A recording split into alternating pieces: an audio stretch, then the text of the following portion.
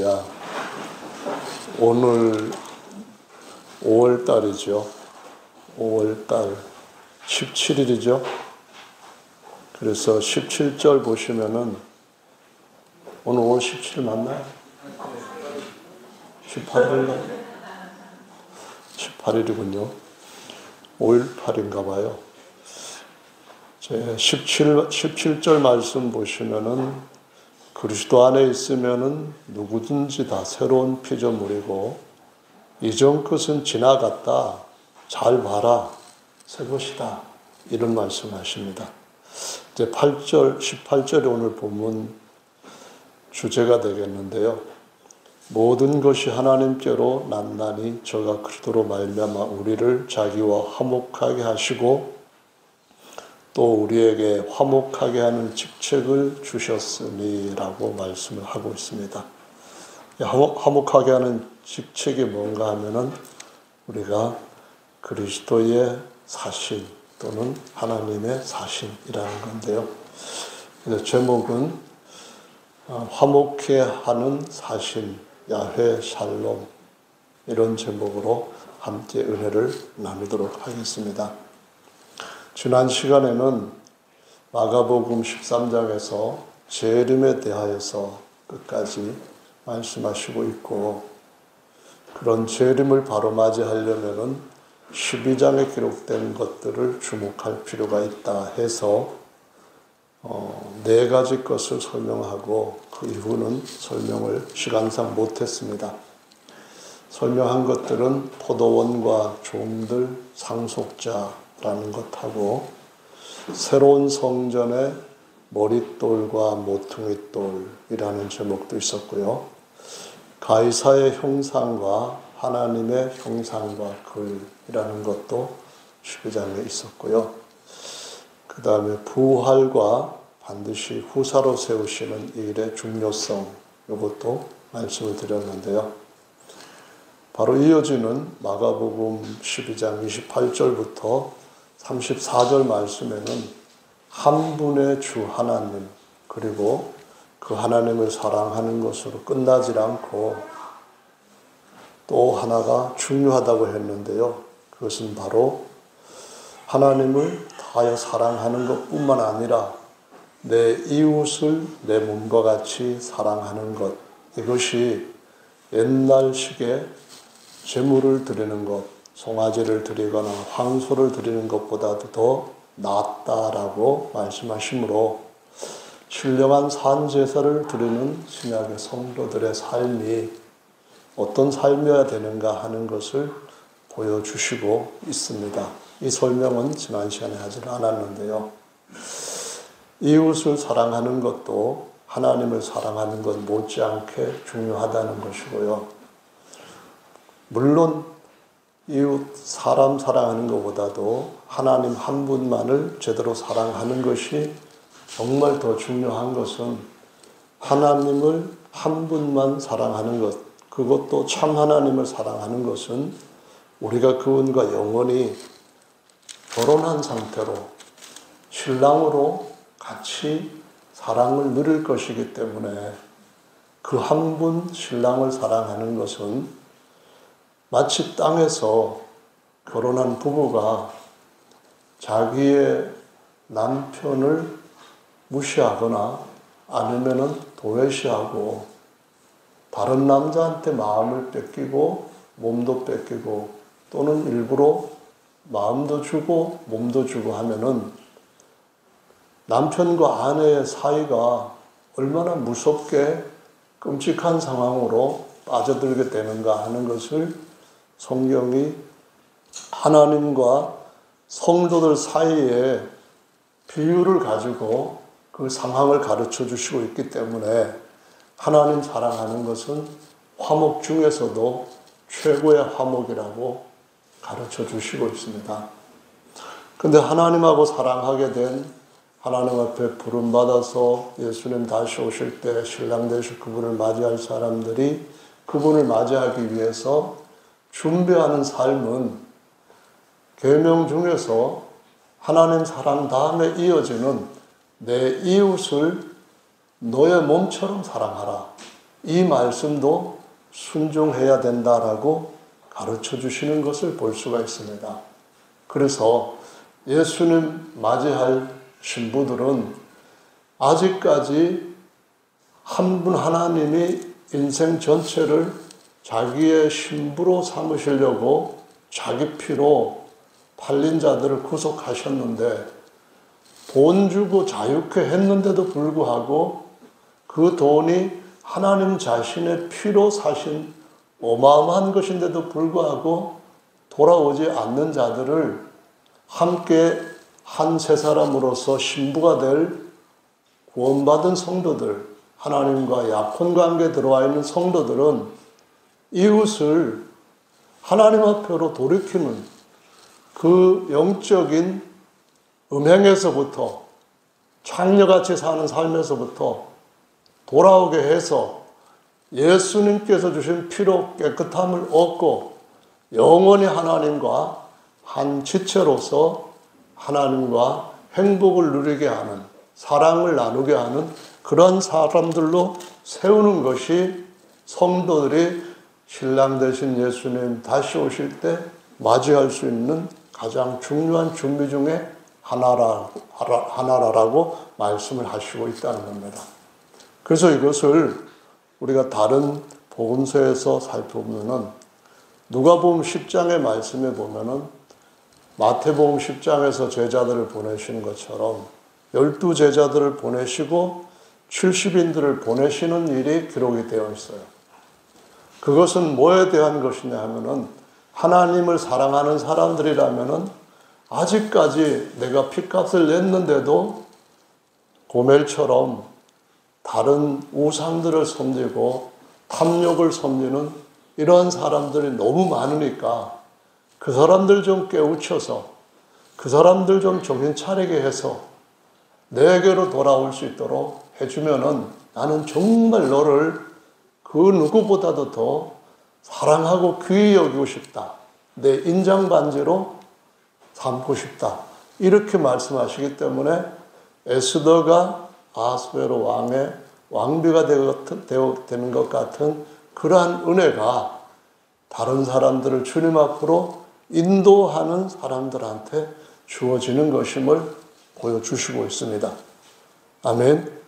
그런데 10장 말씀에서 이렇게 굉장히 많은 말씀을 쭉 하시는데 이 말씀이 20절까지 무려 기록이 되고 있고 21절에 보면은 예수님께서 누가복음 10장 21절에요.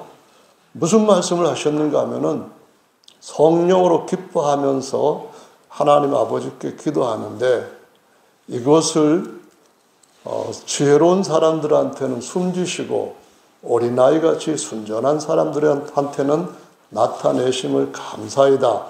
그러면서 마태복음 11장의 25절부터 27절에 기록된 말씀과 같이 하나님의 아들이 누구신지를 알게 해주신 것은 바로 하나님 아버지께서 그 계시를 통해서 알려주신 것이니까 특별한 사랑을 받은 것이니까 이런 사랑을 받은 사람들은 예전에 많은 선지자와 임금들도 너희가 지금 계시로 본 것을 보고자 했지만 못 봤는데 너희들이 듣고 있는 것을 듣고자 했지만 못 들었는데 그들은 못 들었어도 못 보았어도 너희들은 보았다. 그런 말씀을 하시면서 뭐라고 말씀하시는가 하면은 그러니까 너희가 봤으면 계시를 봤으면 그러면은 이웃을 사랑하라라고 말씀을 하고 있어요. 그럼 이웃을 사랑하라고 하는 말씀이 그 전 시간에 무슨 말씀을 드린 것과 연관이 되는가 하면은 이사야 6장 말씀에서 이사야가 계시를 봤어요. 무슨 계시를 받는가 하면은 하나님의 형상이자 하나님의 아들이신 예수께서 성전 높은 보좌에 앉으셨는데 영광이 어마어마해서 천사들이 쳐다보지도 못하고 그 거룩함이 어마어마해서 스랍들이 그냥 어쩔 줄 모르고 얼굴 가리고 발 가리고 두 개의 날개 가지고 막 찬양하는 모습을 보았다는 거예요. 그러면 하나님은 보이지 않는 분이신데 뭘 봤다는 거예요? 하나님의 영광의 형상이신 예수님을 보았다는 거예요. 그리스도를 보았다는 거예요. 그리스도를 봤다고 하는 말씀은 요한복음 12장에서 사도 요한이 쫙 설명을 하기를 예수님을 보고 유일하신 참 하나님의 그 영광을 받기를 사랑하는 사람들, 그 하나님의 형상으로 병케될 약속을 받은 사람들, 곧 그 마음속에 하나님이 성령으로 새 법을 기록하시고 가이사의 형상이 아닌 하나님의 형상으로 맏아들과 같은 형상이 될 것을 본 사람들은 어떻게 해야 되느냐? 그럼 그리스도께서 하시고 우리한테 대신 죽었으니까 네가 이제 내가 너를 핏값으로 산 내 것이라는 것을 알고 내가 올라가면서 내가 할 일을 대신해서 너한테 맡겼으니까 앞으로 네가 대신해서 하나님의 사신이 되어서 내가 하라고 하는 하나님과 이웃 하나님을 알지 못하는 사람들을 사랑해서 예수님께로 인도를 해라. 중매장이가 되라. 이 말씀을 하시고 있는 것을 보여주고 있습니다. 이것이 바로 이 누가복음 10장 말씀에서 예수께서 21절부터 24절까지 하신 말씀인데 이 말씀 뒤에 딱 이어지는 말씀이 아주 묘하게 구조를 이루고 있다는 거예요. 어떤 말씀이 기록이 되어 있는가 하면은 어떤 율법사가 예수님한테 와서 잘 보이려고 질문을 했습니다. 선한 선생님, 제가 무엇을 해야 영생을 얻으리까? 라고 질문을 합니다. 그랬더니 예수님께서 하시는 말씀이 선한 분이 누구냐? 하나님 한 분밖에 선한 분이 없다. 그러시면서 네가 영생을 얻으려면은 하나님의 말씀 10계명, 하나님의 모든 계명들을 순종을 해라 이렇게 말씀합니다. 하나님 제가 어려서부터 말씀들을 다 잘 지켰습니다. 그러면 뭐가 더 부족하겠습니까? 이제는 그러면은 100% 예수님께서 인정을 해주시면 좋겠습니다. 그냥 예수님께서 너 같은 사람이면은 천국 갈 수 있겠다, 있다 이렇게 인정해 주시면 좋겠습니다 라는 대답을 기대하고 뭐가 더 부족하겠습니까? 라고 또 물었습니다. 그때 주님께서 하시는 말씀이 내 이웃을 너의 몸처럼 사랑하라 이렇게 말씀하셨는데 이 사람 이웃은 관원이지요. 젊은 때부터 출세한 관원이란 말이에요. 뿐만 아니라 율법도 다 잘 지켰죠. 부자기 때문에 그냥 보통 세상에서 그냥 어렵게 힘들게 소외되게 살아가는 사람들하고는 레벨이 다른 거예요. 다 사람들한테 존경받고 인정받고 영향력 끼치고 있는 그런 사람들이 자기의 이웃으로 한둘이 아닌 거예요. 젊어서부터 이 정도면은 앞으로 이 나라의 최고 지도자가 되겠다라고 촉망받는 젊은 지도자인 거예요. 그러니까 다 그런 사람들한테 이 젊은이는 돈도 있겠다, 능력도 있겠다, 지식도 있겠다, 하나님의 말씀 지키는 순종도 있겠다. 뭐 하나 부족할 것이 없다고 생각하고 그럼 제 이웃이 누굽니까? 라고 여쭤보니까 예수님이 하시는 말씀이 비유를 드신 거예요. 무슨 비유인지 다 아시죠? 어떤 사람이 여리고로 내려가다가 강도를 만나서 되게 맞았는데 거의 죽게 됐다. 근데 제사장이 보고 지나갔어. 레위인도 보고 돌아갔어. 그런데 사마리아 사람들이 여행하는 중에 보고서는 얼른 응급조치를 하고 이제 골든타임은 잘 잡았으니까 그 치료하는 그 옛날식이면 주막입니다. 주막으로 우리말에 번역했는데 여관에 갔다가 그 사람을 부탁하면서 이 사람 좀 먹을거리도 좀 주고 잠자리 좀 봐주고 이렇게 어디 혹시라도 무슨 이상이 갑자기 생기지 않느냐 관찰해 주세요. 만약에 지금 드리는 돈보다도 이렇게 치료하거나 관리하는 비용이, 보살펴 주는 비용이 더 든다면은 돌아올 때 제가 꼭 갚겠습니다. 이렇게 말하고 지나갔다는 거예요. 아무리 응급처치해가지고 요관에까지 갖다 줬으면, 데려다 줬으면 그만큼 더 잘한 것인데 돌아올 때 굳이 글로 오겠다는 거예요. 그 길밖에 없는지는 모르겠지만 거기 들리겠다는 거예요.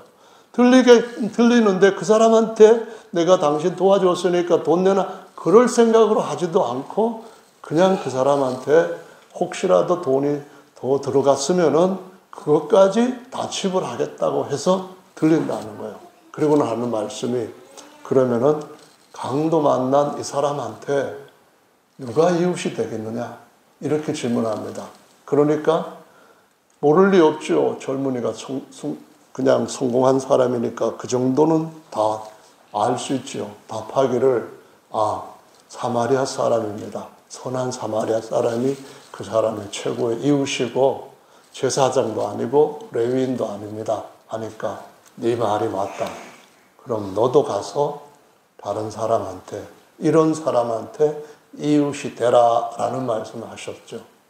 이웃이 되라는 말씀은 무엇이에요? 너에게 부족한 것이 있는데 이웃 사랑이 네가 잘 살고 있는 주변에 아는 사람하고 화목하게 지내는 것이 아니라 하나님을 멀리했다가 사탄 마귀와 죄한테 오지게 맞아가지고 거의 죽을 지경에까지 이른 사람이라 할지라도 그를 데려다가 교회에서 치료하게 해주고, 그 동안에 치료했을 때에 제대로 하지 않는다면은 예수가 선한 사마리아인으로 사실은 이방인 취급을 받으면서 이렇게까지 했으니까 이제 남은 일은 네가 나를 믿겠고 네가 나를 영생을 주는 선한 선생님으로 안다면은 나를 대신해서 이 일을 네가 해줄 수 있겠니? 이 권고인 줄로 믿습니다. 여러분, 이건 정말로 중요하다고 생각되지 않으세요? 아멘. 그래서 예수님이 한 분 하나님 사랑하는 거, 마지막 때 너무너무 중요한, 하나님께서 정말 이 사람을 하나님 나라로 이끌까 말까 하는 중에 제일 고통스러워하면서도 포기하지 못하는 대상이 우상 숭배하는 자들입니다. 끝까지 거부하면은 제일 아주 무지막지하게 심판을 하는 대상이 바로 우상 숭배자들입니다. 계시록 16장, 17장 전체, 18장 전체, 19장 초반부, 이렇게까지 엄청나게 많은 성경 구절에서 우상 숭배자들을 하나님께서 어마어마한 진노로, 마치 남편이 질투할 때에 질투의 불길이 지옥불에서 난 것 같은 그런 무서운 진노의 잔을 쏟아 부으신다라고 말씀을 하시고 있어요. 근데 그 진노를 받을 사람들을 나를 대신해서 나한테 넘치는 사랑을 받을 수 있도록 너희 중에, 날 사랑하는 너희 중에, 나를 신랑으로 기다리는 너희 중에 누가 할 수 있겠니? 이 질문을 하시면서 우리한테 나를 대신해서, 오늘 본문에 보시면은 대신해서 너희가 같이 죽었으니까 이제는 너희가 살 것이 아니라 날 대신해서 내가 살도록 해줄 수 있겠느냐, 이 말씀을 하고 계시는 줄로 믿습니다. 그래서 저와 여러분들이 예수님 마지막 다시 오실 때를 준비하는 동안에 애쓰고 힘쓰고 기도하고 마음에서 떠나지 않는 소원을 가지고 있다 한다면은 내 소원은 오직 영혼 구원, 이웃 사랑, 주님께서 값을 내시고도 아직 회복하지 못한, 찾지 못한 잃어버린 영혼들을 찾는 것이라고 하는 마음으로 내 평생 소원 이것뿐, 이렇게 주님의 일에 저와 여러분들이 힘쓰는 것이 정말 중요한 일인 줄로 믿습니다. 아멘. 그래서 그 십계명에 대한 것 두 가지로 나누어서 사랑 얘기해 주신 것, 그 다음에 주님이 하신 말씀이 바로 마가복음 12장에 어떤 것인가 하면은 이 말씀입니다. 너희는 그리스도를 누구라고 하느냐? 이 질문입니다. 이런 질문을 왜 했을까? 예수님께서 자기가 그리스도이고 인정받기 위해서 그러셨을까? 아니면 그보다 더 깊은 의미가 있을까? 하나님 앞에 계속 그것에 대해서 기도하고 묵상하고 하면은 하나님은 왜 그렇게 해야만 하는지를 앞에서 주셨던 여러 사례에서 표면에 나타나 있는 어떤 피상적인 그런 교훈뿐만 아니라 깊이 이면에 나타나 있는 오면 하나님의 맛좋은 양식이 꼴이 준비되어 있는 줄로 믿으시기를 바랍니다. 그리스도께서 어떤 분입니까? 시편 2편에 보면은 내가 너를 낳았다, 내가 너를 시온산에 왕으로 세웠고 열방은 너에게 입맞추게 하고 그렇게 함으로써 하나님께서 그 계시록 19장에서 지상세림하실 때에 어린 양의 호린잔치에 초청받은 사람들이 많게 하신 사건을 기록을 하고 있습니다. 그때 하나님이 아들 그리스도를 세운 것은 땅의 모든 것들을 다스리게 하실 때 그리스도만 다스리게 하시는 것이 아니라 그리스도와 함께하는 많은 하나님 앞에 화목하게 된 자들이 함께 왕들로서 만왕의 왕이신 하나님을 따라 복종하면서 만왕의 왕이신 하나님이 다시 오실 때를 준비하면서 만왕들로 다스리게 하기 위하여서 그리스도를 왜 주라고 했느냐라는 말씀 속에는 내가 그리스도를 모든 것들 위에 통치자로 세우고 그 통치자 자리에 하나님 앞에 구원받은 많은 아들들도 함께 앉게 해주겠다. 이 말씀을 그리스도에게 입맞추고 그분과 함께 동행하는 사람들에게 이 약속을 주실 것을 이 말씀 안에다가 쫙 넣고 있다라는 말씀입니다. 이사야 9장 6절 잘 아시죠? 한번 아시는 분들 외워볼까요? 이사야 9장 6절 시작. 한 아들을 우리에게 주신 바 되었는데 그 어깨는 정사를 메었고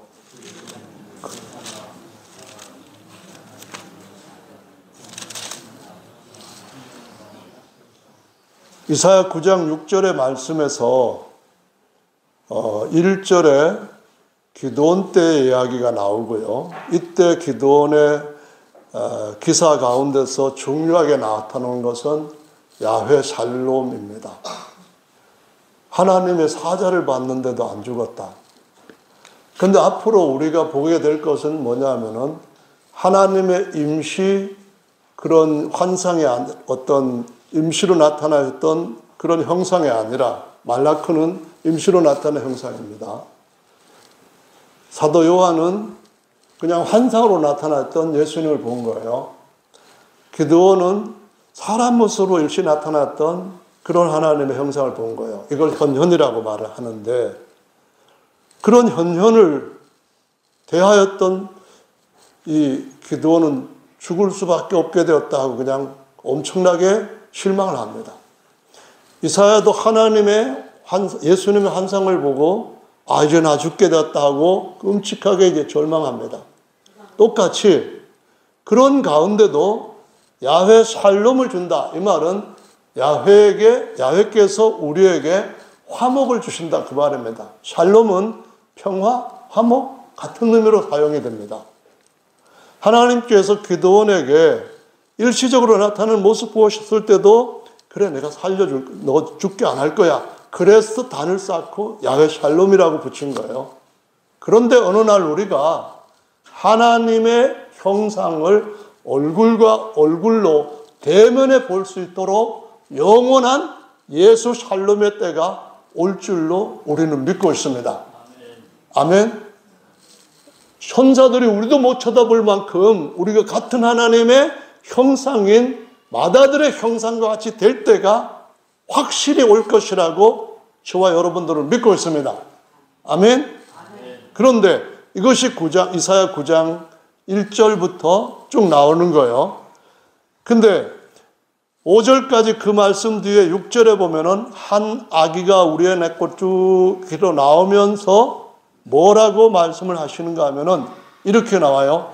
그 어깨에는 정사를 메었고 그 이름은 기묘자라, 이렇게 말씀하는데, 여기에는 정사가 6절에 한 번 나오고 9절에 한 번 나와요. 6절에 한 번 나오고 7절에 한 번 더 나와요. 6절에 나오는 것은 예수님께서 만왕의 왕으로서, 예수님께서 전능하신 하나님과 영전하시는 아버지와 하늘나라의 하나님의 나라의 샬롬의 왕으로서, 평강이라고 할 때의 샬롬입니다. 하나님 나라의 왕으로서 예수님의 신격을 얘기합니다. 그분이 다스리는 것을 정사라고 표현합니다. 지금 세상은 누가 왕인가요?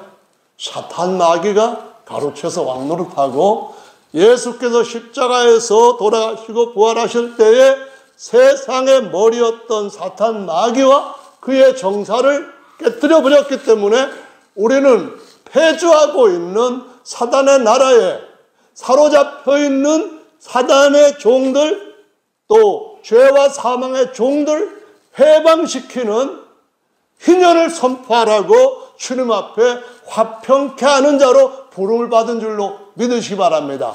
희년을 선포한다는 건 뭡니까? 해방이다 이 말입니다. 자유가 왔다 이 말입니다. 이제 거기서 사슬 다 끊겼는데 뱅뱅 돌지 말고 예수님 안에서 하나님의 아들처럼 자유를 누려라, 진리를 먹고 마시라, 이걸 선포하는 겁니다. 사자 같은 것도 어려서부터 줄을 매가지고 말뚝 딱 박아놓으면은 뺑뺑뺑뺑뺑뺑 돌기만 계속하고 멀리는 못 간다고 그래요. 그런 나중에 큰 성사자가 돼도 그 줄을 끊어줬는데도 불구하고 멀리 안 가고 뺑뺑뺑뺑 도는 습관은 갖고 있다고 실험상 그런 결과를 얻었다고 해요.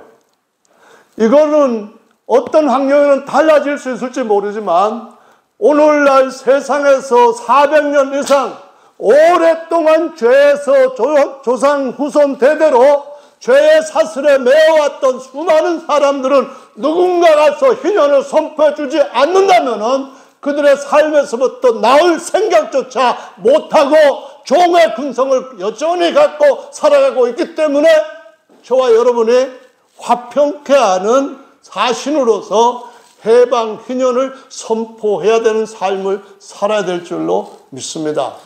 이거는 대단히 중요한 거예요. 가장 크고 놀라운 역사인 거죠. 할렐루야. 하나님이 만왕의 왕이시다. 하나님이 만왕의 왕이시면은 그러면 만왕들은 누구냐? 9절에 이사야 9장 7절에 9절이 아니라 이사야 9장 7절에 또 다른 정사가 나옵니다. 그것이 뭐냐면은 그 정사와 평강에 더함이 무궁하며 또 다윗의 위에 앉아서 무슨 말입니까? 하나님께서 자기 육체, 자기 형상, 자기의 형상을 따라 자기의 모양대로 사람 모형으로 만드셨는데 언젠가는 그 모형의 실체인 예수 그리스도와 같은 형상으로 세우시고자 예정하셨는데 그때가 마다들로 다시 오실 때인데, 근데 그 죄 때문에 다 망가졌기 때문에 세상의 왕과 정사 잡은 자는 사탄 마귀이기 때문에 예수께서 다윗의 자손으로 오셨단 말이에요. 어린 양이 되셨단 말이에요. 어린 양이 되셔서 뭘 했느냐 하면은 아무도 이기지 못했던 어떤 영웅이나 어떤 대단한 인생도 할 수 없었던 죄와 사망이라는 왕을 이겨버리고 십자가에 달리실 때부터 뱀을 거기다가 못 박아버리는 놀라운 이면의 굉장한 사건을 일으켜 승리하신 줄로 믿으시기 바랍니다. 할렐루야. 저와 여러분들은 참된 자유가 있는 사람들입니다. 이전 것은 지나갔으니까 옛 것에 매이지 마시기 바랍니다. 옛 사람을 따라 살지 않고 안에 있는 새 사람을 따라서 더 하나님께서 세우시고자는 높은 데로 올라가시기를 바랍니다. 육체는 약해지고 낡아지지만은 그럼에도 우리를 어찌할 수 없는 우리 안에 있는 예수님의 속사람, 새 사람은 날로 새로워진다는 말씀을 5장 이전에 고린도후서 4장에서 분명하게 선포하시고 기록하고 있다는 것을 잊지 마시기를 바랍니다. 할렐루야. 저도 60을 넘고 나니까 옛날처럼 그냥 젊은 생각 같은 그런 생각이 아닌 좀 나이 들었다라는 생각이 들기는 합니다. 그런데 거기에 매이지는 않습니다. 제가 그것을 무시하고 살지는 않지만은, 알고 있고 무지하지 않지만은, 아는데도 불구하고 저는 새 사람을 따라서 사는 인생이 세상 사람들이 걷지 못하는 높은 길을 걷는 것이고, 세상 사람들의 생각과 다르게 높은 하나님의 생각을 따라 사는 예수 그리스도의 사람의 인생 길이라고 생각을 합니다.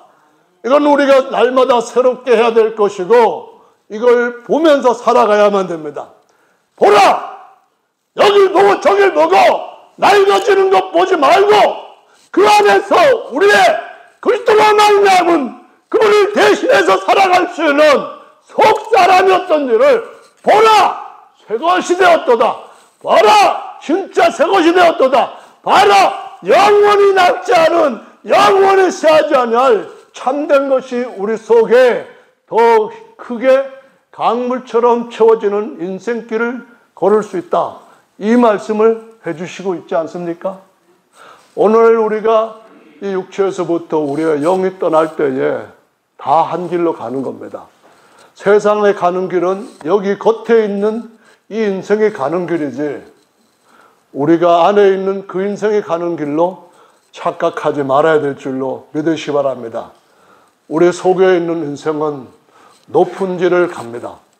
세상에 우리의 주변이 어떠하든지 그것에 얽매이지 않고, 세상에 우리의 겉사람이 어떠하든지 그것으로 해서 주춤거리고 비틀거리지 않고, 여전히 우리는 주께서 우리의 속사람을 부르시는 그날까지 주께서 우리에게 주신 이 육신의 장막을 하나님께서 자기의 나라를 세우는 데 필요한 더 다듬어지는 신령한 돌로 주님 앞에 맡겨드릴 것이고, 하나님께서 받으실 때 더 기쁘게 받을 수 있는 신령한 산재물로 바칠 것이고, 주께서 자기의 원수들을 치시는데 의의 병기로서 쓰여질 수 있는 인생으로 우리의 삶을 마칠 수 있도록 주님께 의뢰할 겁니다.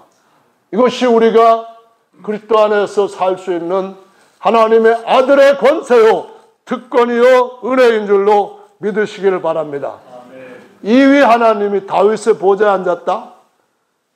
아들 하나님이 다윗의 보좌에 앉았다? 무슨 하나님을 그렇게 막 취급해도 되는 건가요? 이위가 아니라, 하나님이 아니라 다윗의 보좌에 앉게 하시는 그것은 바로 예수께서 어린 양으로 모든 원수들을 다 멸하실 때 그 일을 먼저 하실 만큼 그분의 몫을 온전히 담당하시고 난 뒤에 남은 부분의 이 일을 감당하는 자들에게 내가 이기고 아버지 보좌에 함께 앉는 것처럼 이긴 자들은 나와 함께 내 보좌에 앉게 주겠다라는 약속이 바로 다윗을 보고, 아니 그리스도를 보고 자기 자손이라고 하는데도 불구하고 왜 다윗을 보고 주라고 불렀니? 아느냐? 아무 소리 못하고 나 떠나갔다 합니다. 저와 여러분은 대답해야 될 줄로 믿으시기 바랍니다. 하나님께서 계시록 21장, 22장의 보좌에 앉으셨을 때 그 보좌에 누가 앉으셨습니까? 하나님이신 예수 그리스도, 할렐루야! 사람이신 예수 그리스도 어린 양, 그렇게 앉으시는 줄로 믿으시 바랍니다. 그들이 누굽니까? 만국을 통치하는 만왕들이라고 계시록 21장에 말씀을 하시고 있습니다. 할렐루야. 예수님 오시기 전에 그분이 왕이신 줄로 믿고 그분의 왕으로서 우리가 하나님의 사신으로 세상에 화목케 하는 직분 감당할 수 있는 은혜를 누릴 수 있는 저와 여러분들 되시기를 예수 그리스도의 이름으로 축원합니다. 할렐루야. 아멘. 마가복음에서 마지막으로 하나님께서 이거 생각하라라고 가르쳐 주신 것이 있어요. 그게 뭔가 하면 보면 이겁니다. 다름 아니라 38절부터 40절 말씀에 보면은 상자에 앉지 말아라 이 말씀합니다. 상자, 중자, 하자. 북한에서 하는 무슨 계급 같은데요.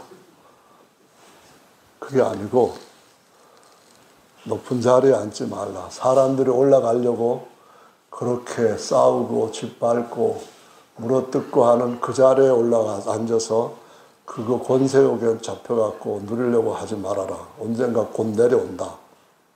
주님이 하시는 말씀이 어디 초청받으면은 예를 들어서 그 말씀하신 거죠. 어디 초청받으면은 제일 아래 자리에 앉아라. 주인이 보고 아유 왜 거기 앉으세요. 여기 자리 준비해 놨으니까 여기 앉으세요. 그렇게 할 때 올라가야지. 그러지 않고 그냥 내가 제일 이 모인 사람들 보니까 겉모양이 별 볼일 없는 사람들 같네 하면서 상자에 떡하니 앉았다가 주인이 와서 아니 거기는 당신이 앉을 자리가 아니고 아유 저기도 또 앉고 계시는데 알 수 없죠. 저 밑에가 앉으세요. 그러지 않도록 미리 알아서 겸손하게 해라. 그 말씀하시면서 섬김에 대한 것을 말씀하시고 가르치는 것이 예수는 다시 오실 때 준비하는 성도들이 해야 될 가장 중요한 교훈 중에 하나라고 하는 사실도 보여주시고 있습니다. 예수님께서 누가복음 22장에서 뻘떡 일어나서 옷 벗어버리고 종처럼 수건을 딱 몸에 두르시고 그릇에다 물 떠다 와갖고 제자들 발 앞에 무릎을 꿇고 아니 서서 발 씻기셨겠어요? 아니잖아요. 제자들이 발 씻으라고 예수님한테 발 씻으라 이렇게 했겠어요? 예수님 무릎을 꿇고 발을 씻기니까 다른 제자들은 말도 못하고 그냥 어쩔 줄 모르고 그냥 발을 가만히 두고 있는데 베드로는 주여 절대로 제 발을 씻기지 못하겠습니다. 어떻게 그런 일이 일어날 수 있습니까? 도무지 이거는 될 수 있는 일이 아닙니다 하면서 제 발을 못 씻겠다고 나섰을 때 왜 주님께서 발을 씻기셨죠? 섬기라고 본을 보인 거죠. 근데 왜 그 자리에서 그 자기의 육체를 사람들을 위해서 주시겠다고 하는 그 말씀을 하시면서 왜 그런 일을 하셨죠? 아이러니하게도 이해가 안 되게도 예수님이 곧 돌아가신다고 하는 그와 같은 상황 속에서도 앞에서도 몇 번 누가 크냐고 이 올챙이 같은 제자들이 기재기를 계속합니다. 도토리같이 내가 더 크다, 내가 더 큰 일을 했다 뭐 하면서 계속 그랬는데 마지막 만찬에서 그 짓하고 있는 거야. 누가복음 22장은 그것을 기록하고 있는 거야. 다툼이 있으니까 예수님께서 그렇게 가르쳤는데도 불구하고 이행되지 않고 또 그 모양을 보이고 있으니까 주님께서 그렇게 하신 거예요. 나는 너희에게 물 떠다가 발 씻기는 것만 하는 것이 아니고 내 살과 내 피와 물까지 다 쏟아서 너희들을 저주에 팔린 데서부터 다시 사려고 하는데 너희들은 지금 뭐 하고 있는 거냐? 이 말씀을 무언중에 하시면서 무언유골이라는 말처럼 말씀은 그냥 가볍게 한 것처럼 보였지만은 그 마음속에 얼마나 그 제자들에 대해서 느끼는 자괴감이 심했겠습니까? 씻기셨어요. 그러면서 하신 말씀이 너희들도 스승이 이렇게 했으니까, 내가 주님이면서도 이렇게 했으니까 다른 이들을 섬기는 것이 당연하다라는 말씀하시면서 하나님 나라는 뭘 많이 했다고 높은 자리로 올라가는 것이 아니고 섬기는 자가 큰 자니라 라는 말씀하시면서 자신도 제일 큰 자이니까 당연히 섬기는 거다. 이런 법칙을 보여주신 것을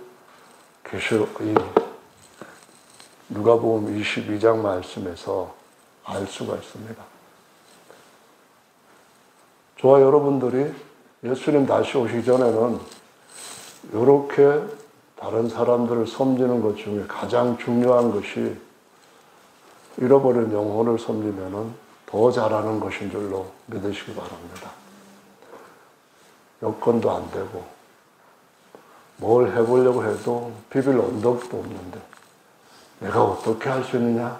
그것이 아니라는 것을 그 뒤에 이어지는 41절부터 44절 말씀을 보면 봉헌을 계산하는 주님의 저울에 대해서, 평가하시는 주님의 잣대에 대해서 말씀하는데 비유로 또 생생하게 가르쳐 주셨어요.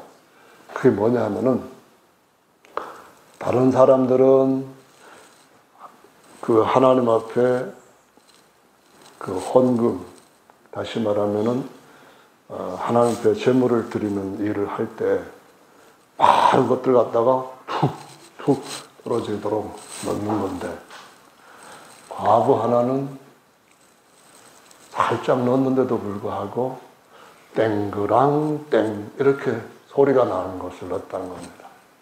들고 나올 때부터 뭐 크고 많은 건 아니겠죠. 큰 거 들고 나온 사람은 이래갖고 들고 나오죠.